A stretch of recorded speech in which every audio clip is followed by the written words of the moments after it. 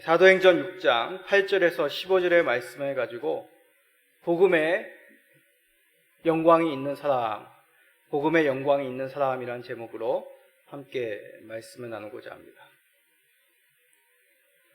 우리는 영웅과 같은 초월적인 힘과 능력이 있는 사람의 이야기를 참 좋아합니다.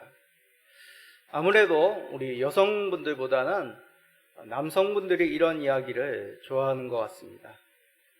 서양 문학에는 그리스 신화라든지 대표적인 이제 트로이 전쟁 그런 것들이 있습니다. 동양 문학에는 뭐가 있죠? 초안지라든지 삼국지 이런 영웅적인 이야기를 사람들이 좋아합니다. 고전 문학, 고전 이야기만 그렇지 않습니다.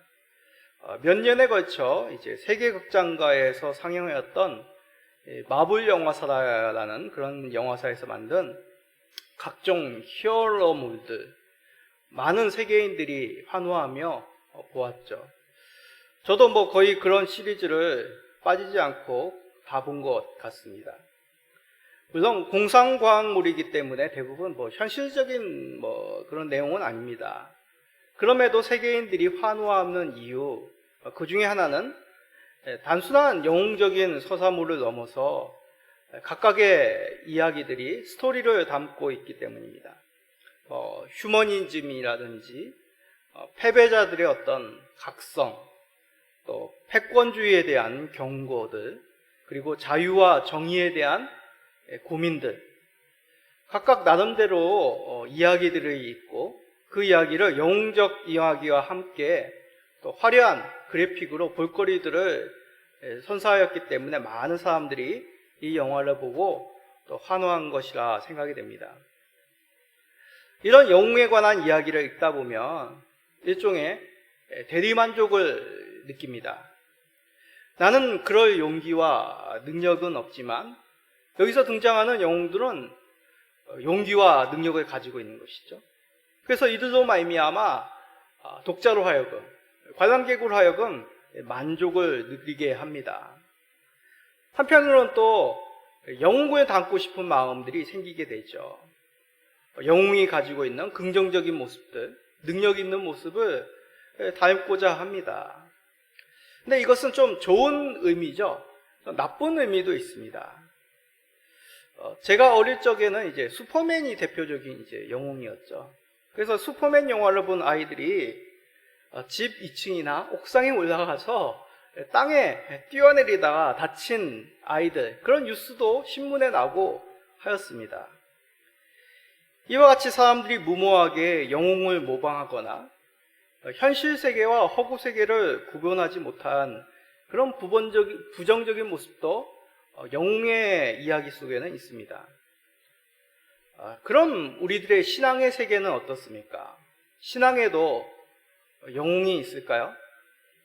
성경을 읽으면 이런 신앙적인 영웅들을 만나게 됩니다. 주일학교 때 많이 들었던 신앙의 영웅, 믿음의 영웅들 생각나시는 분이 누가 있습니까?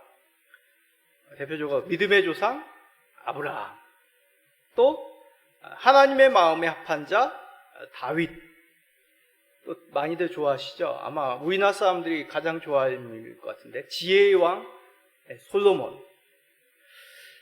이외에 여러 선지자들, 믿음의 선지자들이 있습니다. 신약의 인물 중에도 있죠. 바로 오늘 말씀의 주인공인 스데반. 스데반 제자는 우리가 잘 알다시피 교회 역사상 최초의 순교자입니다. 그래서 스데반을 지칭할 때 첫 순교자 스데반이라고 그렇게 얘기합니다. 그럼 우리는 스데반에 관한 성경 말씀을 읽을 때 어떠한 교훈을 얻게 됩니까? 대부분 이제 성경의 위인들은 신앙의 대표적인 어떤 신앙의 모델적인 이야기를 말씀합니다. 오늘 등장한 스데반도 그렇습니다. 특별히 초대교회가 앞으로 감당할 주의 명령, 그 하나님의 사역을 스데반을 통해서 증거하고 있습니다. 복음으로 인한 그 영광이 스데반을 통해 더욱 세계에 퍼지게 됨을 나타내는 것이죠. 이것이 무슨 의미인지 오늘 말씀을 통해 살펴보고 그 복음의 영광, 우리에게도 임하고 우리가 그러한 복음의 역할을 감당하는 모든 성도님 되시기를 간절히 축복드립니다. 자, 우리가 지난 시간까지 7 봉사자를 세우는 교회의 모습을 보았습니다. 여기 이제 초대교회가 감당해야 될 과제들, 민족과 언어를 뛰어넘어 복음의 힘이 세상 끝까지 전파되어야 되는 그 입구에 놓여져 있었습니다. 오늘 말씀은 그 7 봉사자 중 한 명인 스데반에게 일어난 일입니다. 스데반은 구제에 빠진 헬라파 과부들을 돕기 위하여 돌아볼 봉사자로 세움받은 사람입니다. 그가 세워진 동기는 바로 성령과 지혜가 충만한 칭찬받는 사람으로 제자들에게 추천받아 세워졌죠. 물론 사도들로 인하여 기도하고 안수하는 과정, 최종적으로 이들의 안수로 인하여 교회의 봉사자로 세워집니다. 이것은 공회 가운데 사도들에게 안수받음으로, 기도받음으로 더욱 성령과 지혜가 풍성해졌다는 의미이기도 합니다. 이러한 풍성한 역사가 이제 예루살렘 성 여러 사람들에게 이 스데반을 통하여 증거되기 시작한 것이죠. 자, 이거에 대해서 사도행전 6장 8절이 말씀합니다. 스데반이 은혜와 권능이 충만하여 큰 기사와 표적을 민간에 행하니. 스데반은 이러한 복음의 증거,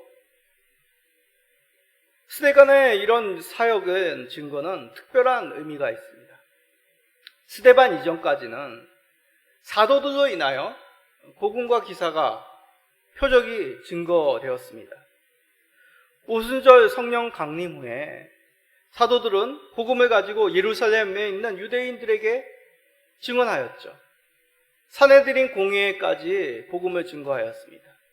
사도들로 말미암아 병든 자들이 고침받고 귀신 들린 자들의 치유함을 받는 역사가 있었습니다.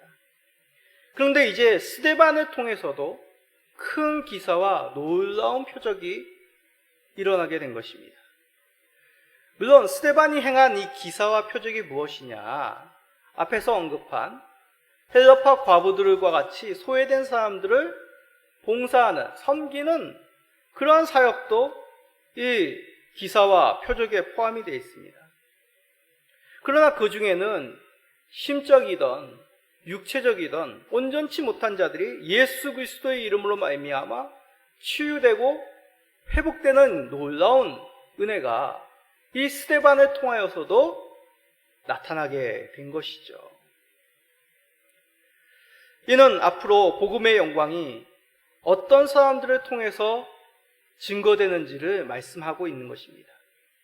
이제 우리가 차차 살펴볼 이 사도행전 중반의 부분, 스데반에 이어서 이제 중요한 세 사람이 등장합니다. 스데반 바로 다음에 등장하는 사람은 7 봉사자 중 한 명인 빌립이죠. 그 다음은 바울이란 사람입니다.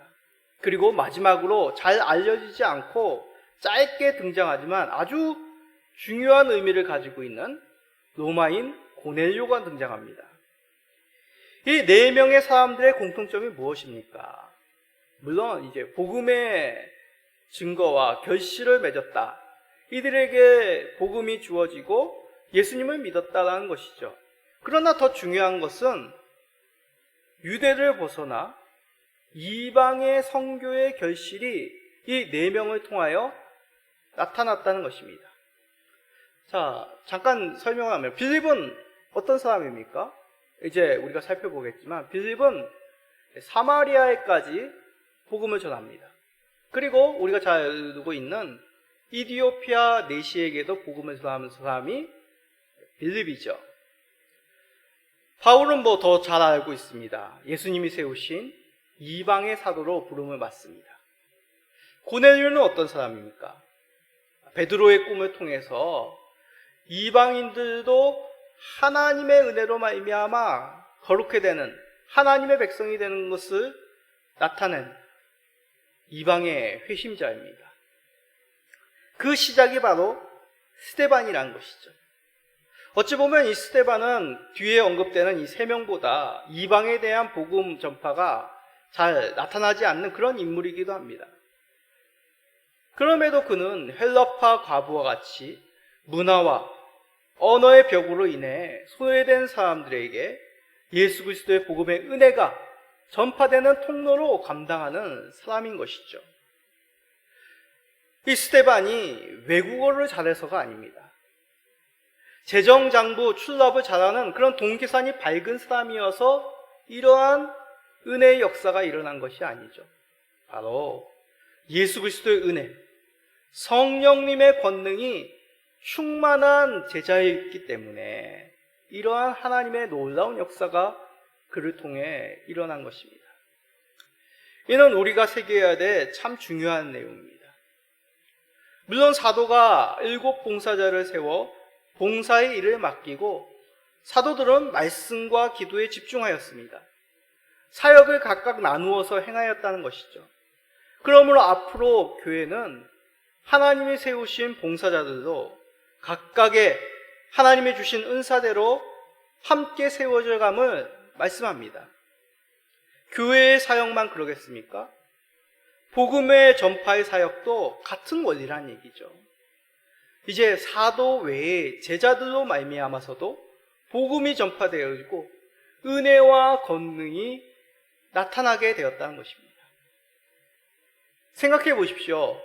12사도에 의해서만 복음이 전파되었다. 그러면 언제 사마리아와 땅끝까지 이르러 복음이 전파되겠습니까? 그럼 사도들이 생을 이 땅 가운데서 마감하고 나서는 누구를 통해서 복음이 전파되겠냐고요. 하나님은 성령 강림 후에 점점 더 많은 사람들에게 복음이 전파될 뿐만 아니라 제자로 세워 이 제자들로 말미암아 복음의 영광이 더 멀리 더 많은 사람들에게 전파되기를 원하셨던 것입니다. 그러기에 사도들의 설교, 사도들에 통하여 일어난 표적과 기사만이 아니라 복음으로 말미암아 예수 믿은 그 제자들로 말미암아 얼마든지 주변에 복음의 능력, 그 놀라운 권세가 나타났다는 것을 우리가 깨닫게 됩니다. 그래서 고린도전서를 통하여 바울을 통하여 우리들에게 이렇게 말씀합니다. 고린도전서 1장 27절입니다. 그러나 하나님께서 세상에 미련한 것들을 택하사 지혜 있는 자들을 부끄럽게 하려 하시고 세상에 약한 것들을 택하사 강한 것들을 부끄럽게 하려 하시며, 우리는 세상에 미련한 사람입니다. 연약한 자들입니다. 그러나 주께서 우리와 같은 연약한 자들을 택하여 강한 자들을 부끄럽게 하시기 위함이라 말씀합니다. 이것에 대해 좋은 경험이 있습니다. 예전 주일학교 사역을 감당할 때 초등학생들 대상으로 설교 시간에 복음을 전하였습니다. 근데 그 복음의 내용을 들었던 한 저학년 아이가 그대로 학교 가서 친구들에게 그 복음의 내용을 전하였던 것입니다. 물론 예수님을 믿지 않는 또 짓궂은 아이들이 이 친구를 놀리고 또 교회를 오지 않고 나쁜 말도까지 하여서 이 아이가 실망하였다는 얘기도까지 들었습니다. 그러나 저는 감사했습니다. 부족한 저의 입술을 통하여 전파된 예수 그리스도의 복음, 그 복음을 듣고 아이가 믿음을 가지고 친구들에게 가서 복음을 전했다는 것. 비록 작은 아이, 저학년의 아이지만 하나님께서는 그 작은 입술도 이 연약한 지혜도 쓰시는구나. 앞뒤가 맞지 않는 말일지라도 복음의 영광이, 그 예수 그리스도의 생명의 이름이 전파되는구나 라는 것을 깨닫게 됩니다. 이는 그 아이가 특별하였기 때문이 아닙니다. 그 속에 있는 예수 그리스도의 은혜의 복음, 내주하시는 그 성령님의 인도로 말미암아 그 아이가 친구들에게 복음을 전한 것이죠. 그 아이만이겠습니까?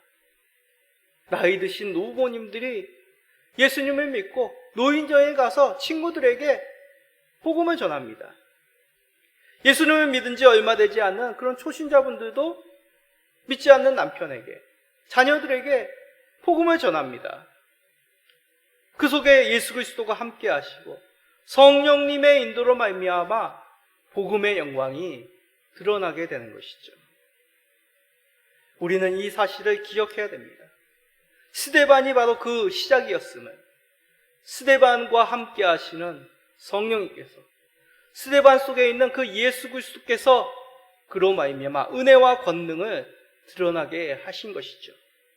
은혜의 복음, 권능의 복음으로 주의 영광을 더욱 나타내시는 우리 모든 성도님 되시기를 간절히 축복드립니다.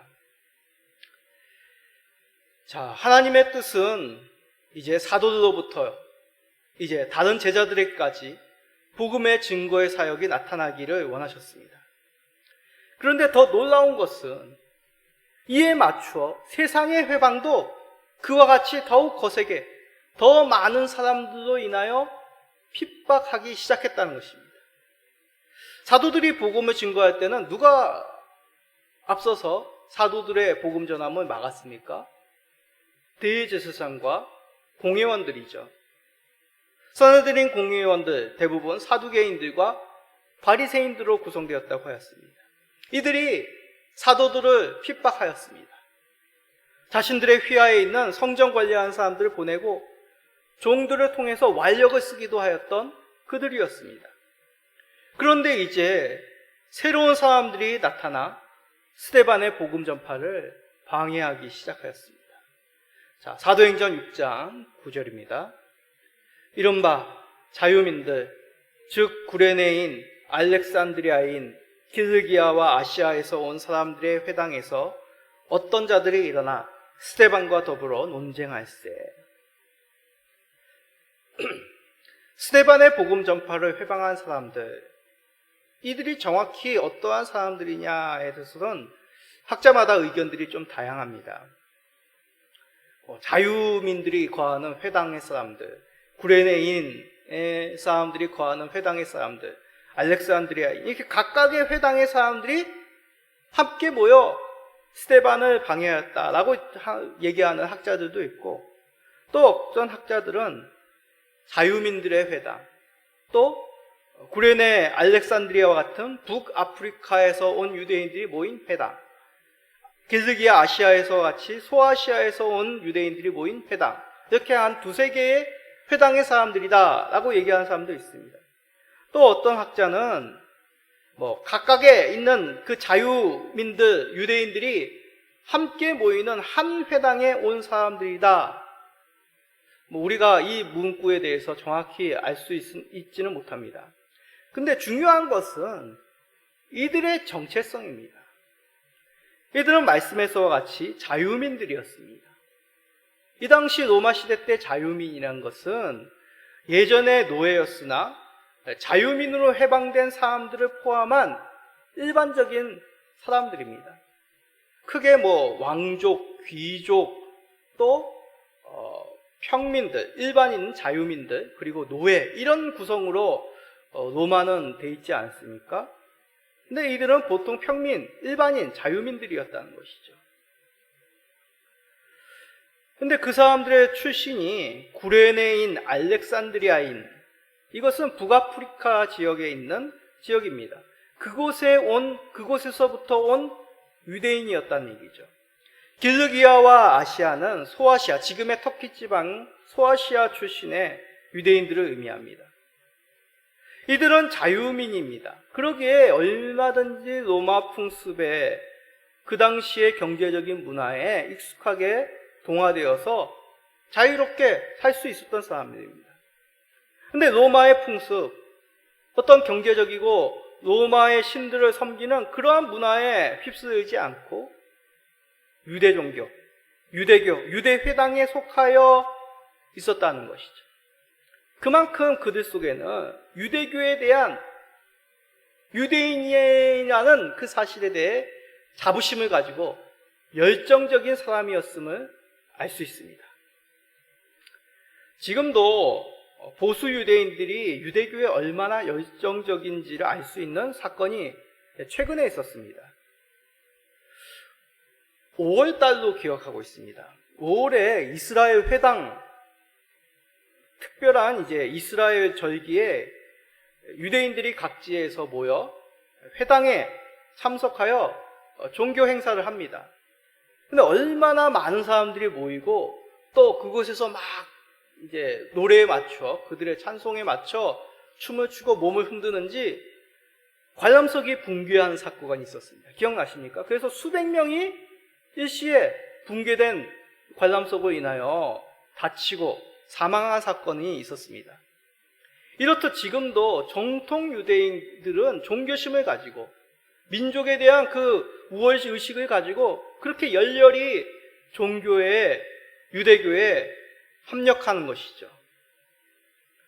본문 당시에도 각 회당에 속한 유대인들은 자유민이었으나 세상 문화를 누릴 수 있었으나 그 문화에 동화된 그런 면도 있었습니다. 저번 시간에도 말씀드렸듯이 이들은 예루살렘에 믿는 문화, 그 아람어에 익숙하지 않았습니다. 그럼에도 불구하고 이들은 예루살렘에 귀하여 회당에 속하여 열렬히 율법에 대해서 연구하고 논쟁하고 성전 제사에 참석하는 사람들이 바로 이 6장에 등장하는 유대인들이었던 것이죠. 그런 유대인들이 스데반과 논쟁이 붙은 것입니다.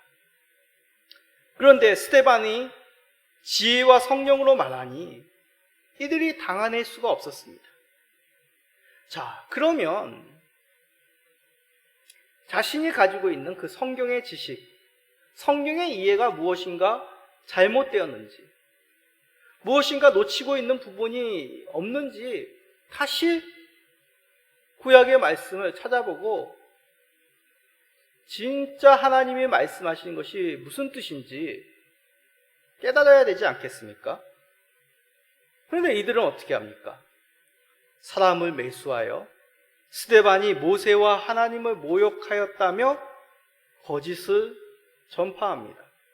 더 나아가 사람들을 선동하여 스데반을 잡아 공회에 세워 재판을 행합니다. 그 매수한 거짓 증인들의 이야기를 들어봅시다. 사도행전 6장 13, 14절입니다. 거짓 증인들을 세우니 이르되 이 사람이 이 거룩한 곳과 율법을 거슬러 말하기를 맞이 아니하는도다. 그의 말에 이 나사렛 예수가 이곳을 헐고 또 모세가 우리에게 전하여 준 규례를 고치겠다 함을 우리가 들었노라 하거늘. 거짓 증인을 세워 스데반을 모함합니다. 그 모함하는 유대인들의 주장은 크게 두 가지입니다. 첫 번째는 거룩한 곳, 바로 성전을 얘기하죠. 성전을 거슬러 말하여 그가 헐겠다라고 말하였다는 것이죠. 다른 하나는 율법을 거슬러 말하였다는 것입니다. 모세가 전한 그 규례를 고치겠다, 스데반이 그렇게 말하였다고 이들이 주장한 것입니다. 다시 말해 성전과 율법에 대한 모독입니다. 근데 성전과 율법만 모독한 것이라는 뜻입니까? 그 뒤에 계신 하나님에 대한 모독, 신성 모독이라는 죄명으로 지금 스데반을 사내들인 공회인 재판정에 세운 것입니다.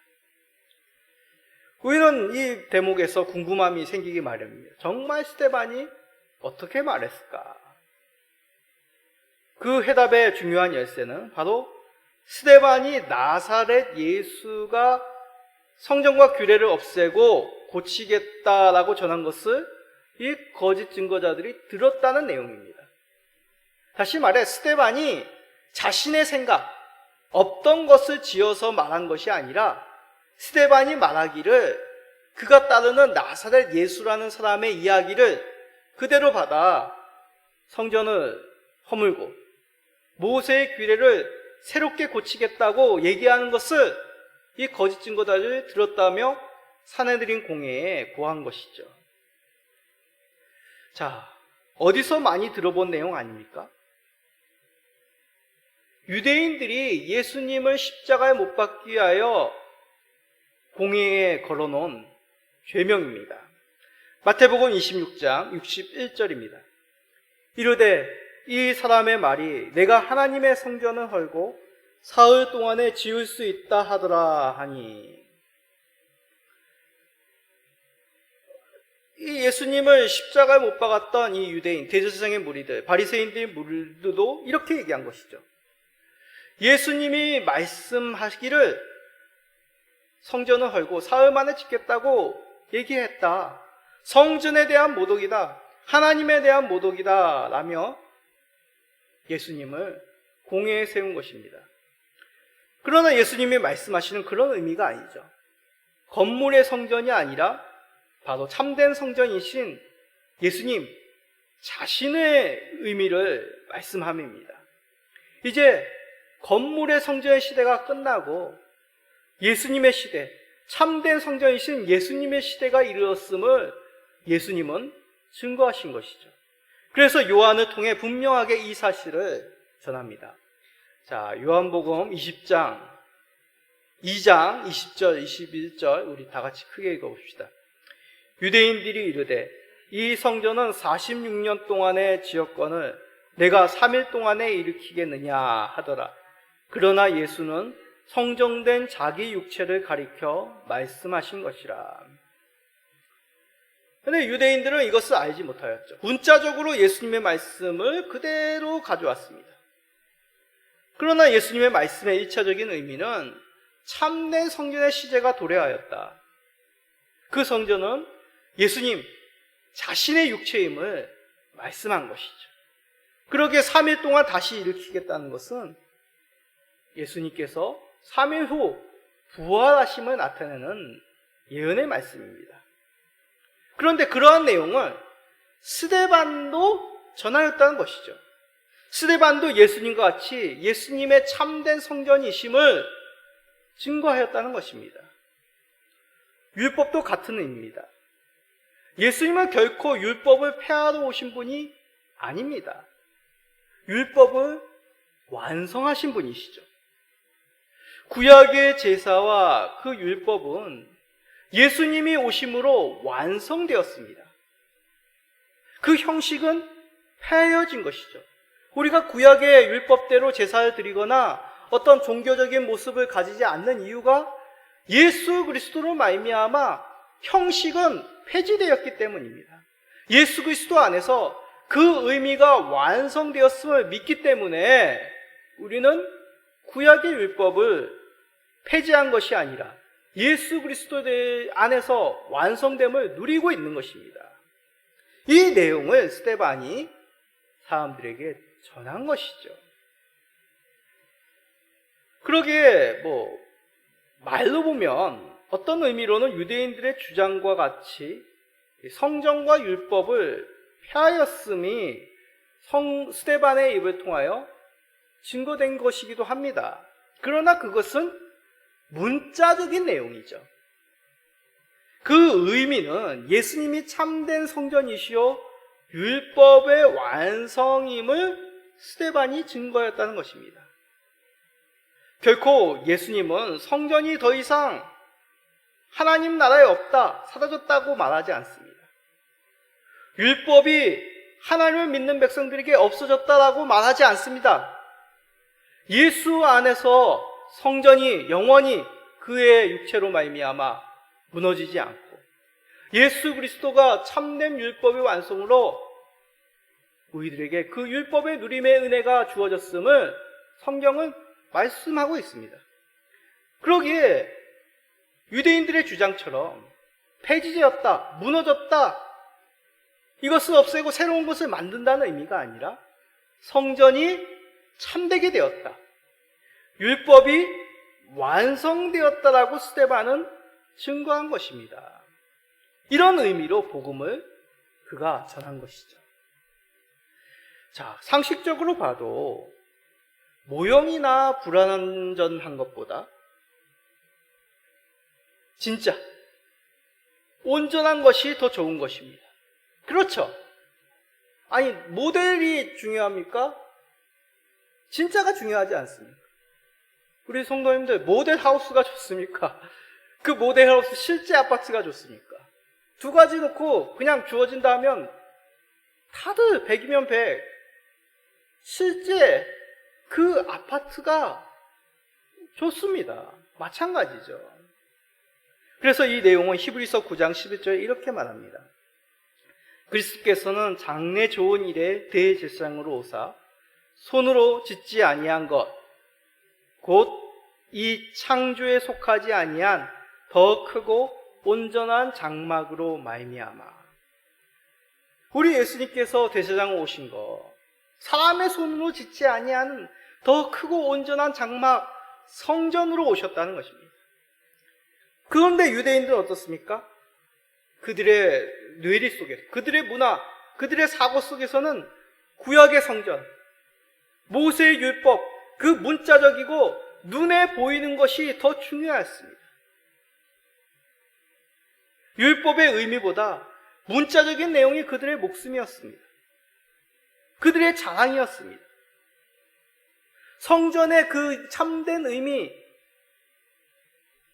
하나님을 예배하고 하나님의 백성으로서 그 은혜와 사랑을 누리는 것, 교제를 누리는 것이 의미가 아니라, 중요한 것이 아니라 눈에 보이는 장소, 그것으로 인하여 자신이 아브라함의 후손이라는 그 선민의식이 그들에게는 더 중요하였던 것이죠.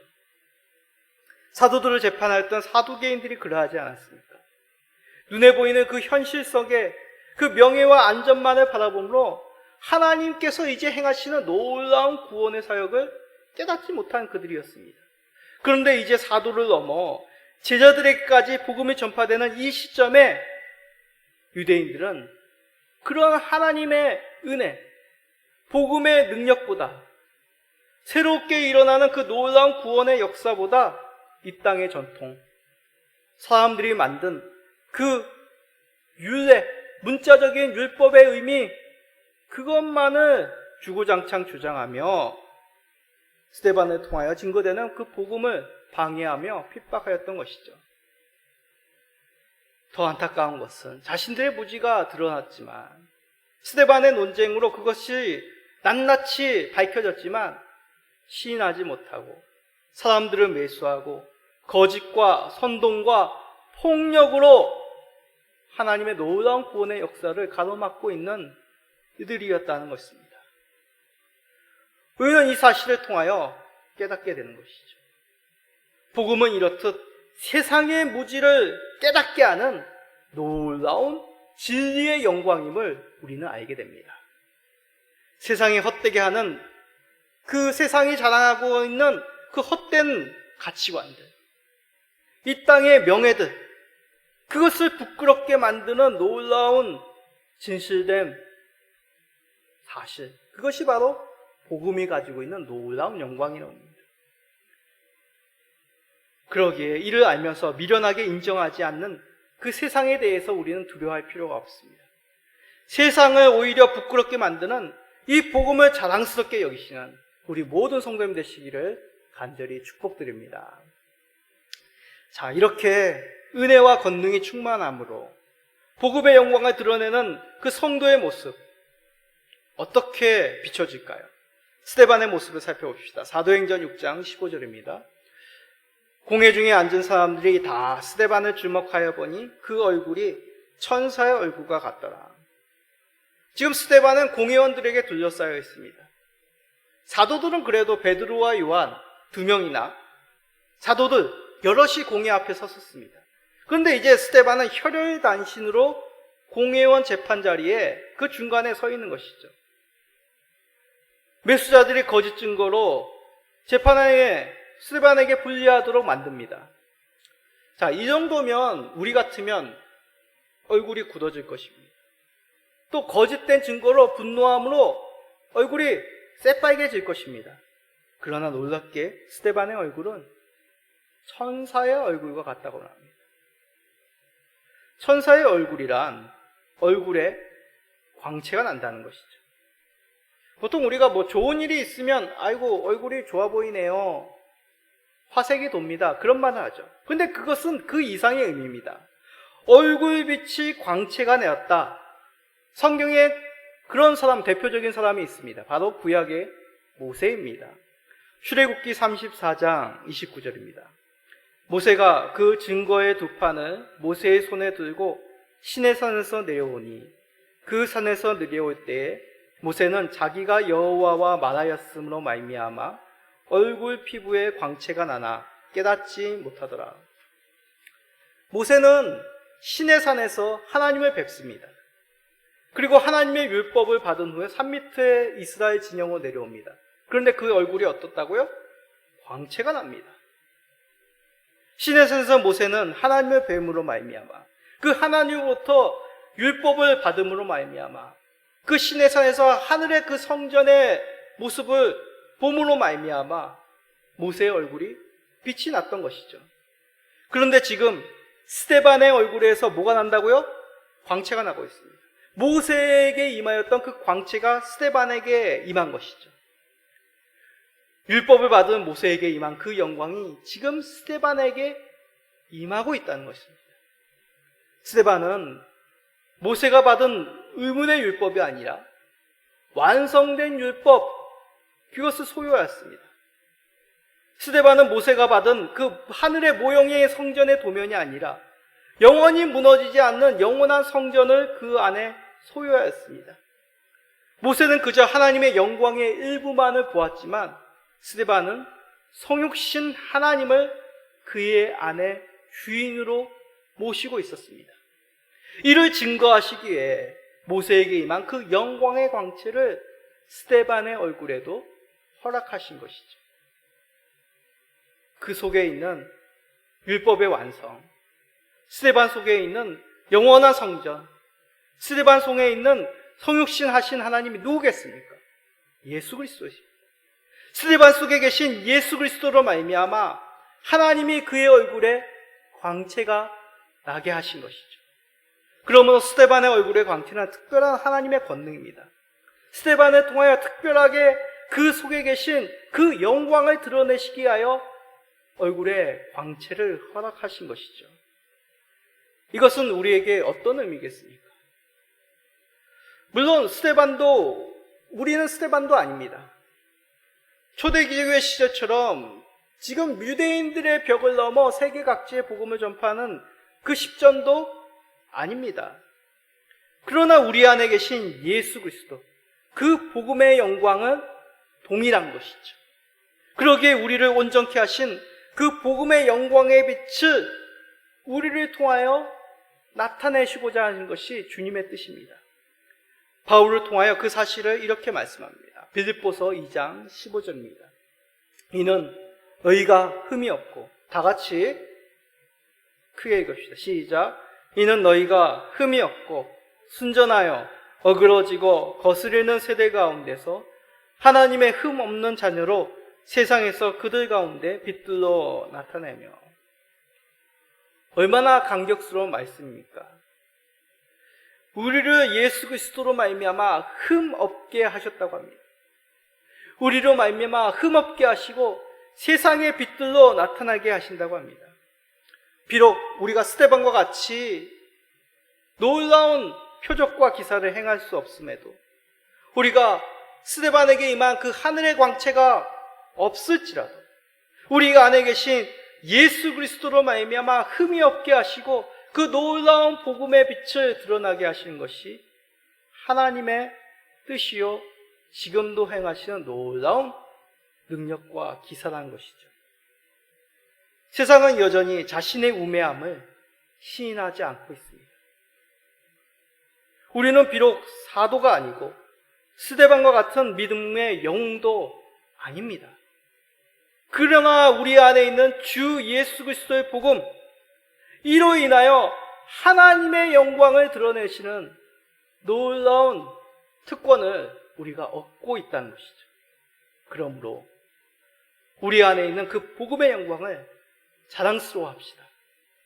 복음으로 말미암아 드러나는 그 영광을 기쁘게 드러내시기를 우리 모든 성도님들 성령 충만한 성도님 되시기를 예수 그리스도의 이름으로 간절히 축복드립니다.